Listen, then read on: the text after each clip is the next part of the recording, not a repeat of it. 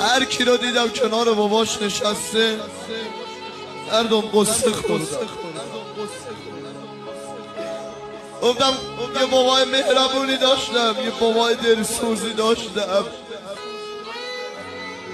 با اینکه بابام مریض احوال بود، با اینکه بابام گوشه خونه افتاده بود مردم، ولی وقتی در رو باز میکردم، وقتی نگاه به قد و بالاش رو میکردم آروم میشد.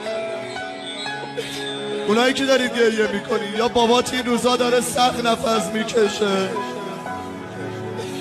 یا مدتی یه باباتو ندیدی، بابا آوارم کردی. بابا خدایا، خدا داغی رو که من دیدم سر هیچ کس نیا. خدایا ببین دیگه بریدن عکساشو